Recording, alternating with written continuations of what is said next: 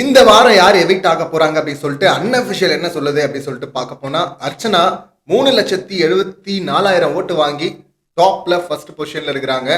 கிளியரா பார்க்கும்போது இது டைட்டில் வின்னருக்கான ஓட்டு தான். ஏன்னா ரெண்டாவது இடத்துல இருக்கிற மணி பார்த்தீங்கன்னா 1,77,000 ஓட்டுல இருக்காரு. ஸோ அர்ச்சனால இருந்து பாதி ஓட்டுக்கும் கீழே தான். ஸோ அர்ச்சனா பார்த்தீங்கன்னா டைட்டில் வின்னர் அப்படிங்கிற அந்த பொசிஷனை ஹோல்ட் பண்றாங்க. மூணாவது இடத்துல தினேஷ் இருக்கிறாரு. தினேஷ் 1,44,000 ஓட்டுல இருக்கிறாரு. இவருக்கும் மணிக்கும் டிஃபரன்ஸ் பார்த்தீங்கன்னா 33,000 ஓட்டு இருக்கு. இது கிளியரா ரவீனாவுடைய ஓட்டெல்லாம் இங்கே டிரான்ஸ்ஃபர் ஆயிருக்கு அப்படின்னு சொல்லலாம்னு நினைக்கிறேன். அது இல்லாம ப்ரீ ஃபினாலே வீக்ல பார்த்தீங்கன்னா ஹெவியா இருக்கும்ல ஒர்க்கு. ஸோ அதனால மணிச்சந்திரா அங்கே இருக்கலாம். இல்லைன்னா யூஸ்வலா பார்த்தீங்கன்னா இதுவரை நம்ம பார்க்கும்போது மணி 3வது 4வது பிளேஸ்ல தான் இருப்பாரு. தினேஷ் 2வது பிளேஸ் வந்திருப்பாரு. இப்ப தினேஷ் 3வது இடத்துல இருக்கிறாரு.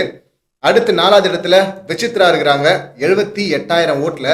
தினேஷ்க்கும் இவங்களுக்கும் டிஃபரன்ஸ் மட்டும் பார்த்தீங்கன்னா 66,000 ஓட்டு இருக்கு. கிட்டத்தட்ட பார்க்கும்போது பார்த்தீங்கன்னா இவங்க வாங்கின ஒட்டுமொத்த ஓட்டு தான் அந்த டிஃபரன்ஸ் அப்படின்னு கூட சொல்லலாம். அது நல்ல வெற்றி தினேஷுக்கு.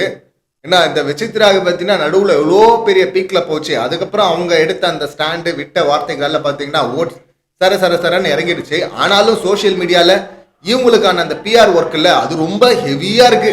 எல்லாரை விட இவங்களுக்கு தான் அதிகமா இருக்கு. இங்க வந்து உருட்டுறதுக்கு பதிலாக அங்க போய் ஓட்டு போட்டாவது அவங்க மேல வருவாங்க, இருக்கிறதுக்கு வாய்ப்பாது இருக்கும். அடுத்து 5வது இடத்துல விஜய் இருக்கிறாரு. விஜய் 51,000 ஓட்டுல இருக்கிறாரு. விஜய்க்கும் விசித்ராக்கும் நடுவுல ஒரு 27,000 ஓட் டிஃபரன்ஸ் இருக்கு. 27,000 ஓட் டிஃபரன்ஸ் அப்படிங்கிறது ஒரு நல்ல டிஃபரன்ஸ் தான் ஓட்டிங்க பொறுத்தவரை. ஆனா இந்த சீசன்ல அது ரொம்ப கம்மி தான். என்ன வேணா நடக்கலாம் தான்.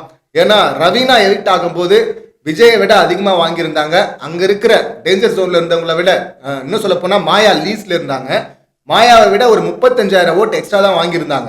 ஆனா ரவீனா எவிக்ட் பண்ணப்பட்டாங்க. ஸோ அந்த வகையில பார்க்கும்போது இப்ப இருக்கிற அந்த டிஃபரன்ஸ் 27,000 அப்படிங்கிறது அது வந்து கம்மி தான். இப்ப கடைசி பிளேஸ்ல மாயா இருக்கிறாங்க. மாயா இப்ப மட்டுமே கடைசி பிளேஸ்ல, எப்பெல்லாம் இவங்க நாமினேஷன்ல வராங்களோ அப்பெல்லாமே அவங்க கடைசி பிளேஸ் தான். இவங்களுக்கும் கீழே ஒருத்தரால வர முடியும்னா அது பூர்ணிமாவால தான். பூர்ணிமா பொட்டி எடுத்ததுனால பூர்ணிமா ஓட்டெல்லாம் இந்த பக்கம் வந்திருக்காதா அப்படின்னா வந்திருக்கணுமே, வரலையே. 2 பேரோட ஓட்டெல்லாம் சேர்த்தா கூட அவ்வளவுதான் இருக்கும் போல இருக்கு. ஸோ 48,000 ஓட்டுல இருக்கிறாங்க. இவங்களுக்கும் விஜய்க்கும் டிஃபரன்ஸ் பார்த்தீங்கன்னா 3,000 ஓட்டு தான்.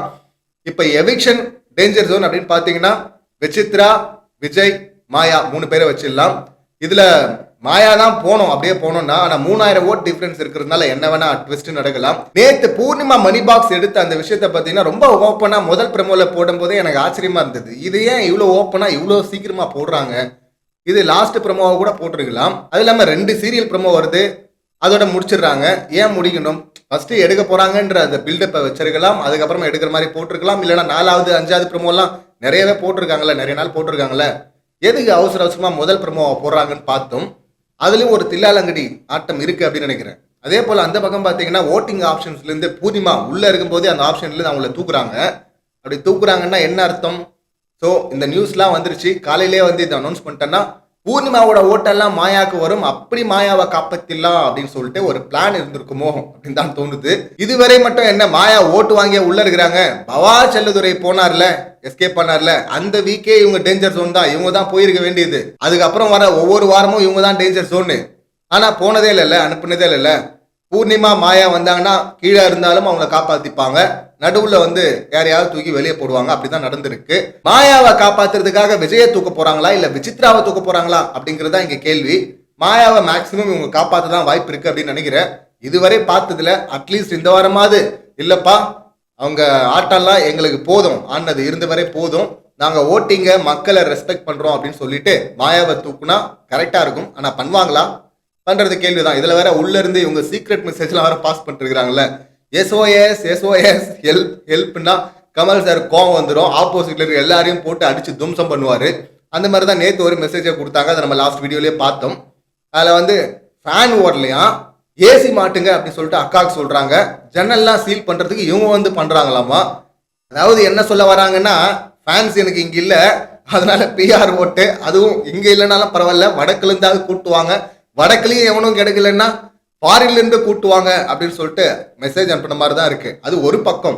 இதே மெசேஜை இந்த பக்கம் கமல் சாருக்கு டீகோட் பண்ணோம்னா கமல் சார் வந்து சம்மந்தமே இல்லாம அர்ச்சனா, தினேஷ், விஷ்ணு, மணி அப்படின்னு சொல்லிட்டு எல்லாரையும் பொலன்னு பொலக போறாங்க.